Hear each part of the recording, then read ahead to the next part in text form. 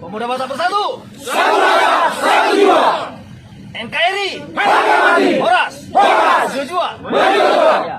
Pemuda Batak Bersatu adalah sebuah organisasi besar yang ada di negara Republik Indonesia dengan etnis Batak.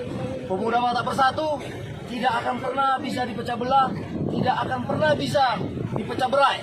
Kami seluruh rekan juang Pemuda Batak Bersatu berkomitmen bahwasanya kami adalah orang-orang baik, bahwasanya kami adalah orang-orang yang bisa menjadi terang dan garam buat seluruh masyarakat Indonesia. Jadi apa yang terjadi pada saat ini di Pemuda Batak Bersatu itu adalah dinamika kecil. Itu adalah sebuah proses bagaimana organisasi ini bisa tumbuh berkembang dengan sehat, bisa diisi oleh orang-orang yang tepat dan orang-orang yang berkomitmen.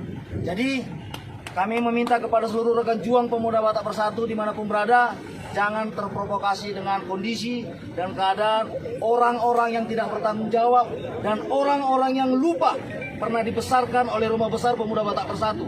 Jadi kami meminta kepada seluruh rekan juang semua dimanapun berada, jangan pernah terpengaruh dengan apapun dan jangan pernah gila jabatan.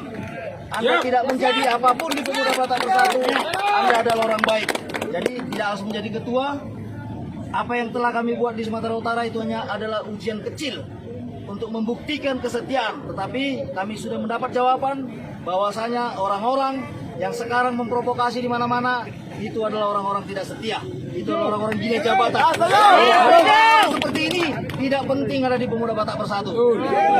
Kita butuh orang-orang tanpa embel-embel, tanpa apapun, dia tetap setia untuk orang Batak. Dia bisa setia untuk Pemuda Batak Bersatu. Jadi harapan kami seluruh rekan juang dimanapun berada, jangan termakan sama isu-isu murahan, karena itu adalah semua isu murahan, menjelekkan organisasi ini dengan mencampakkan baju, membuang baju, menjelekkan organisasi ini, itu adalah orang paling buruk yang ada di muka bumi ini. Tetapi kami minta dengan sangat kepada seluruh rekan juang dimanapun berada, jika mereka insaf, terima menjadi bagian dari kita. Ya, karena kita selalu harus berbuat baik. Apapun ceritanya harus berbuat baik. Terima kasih.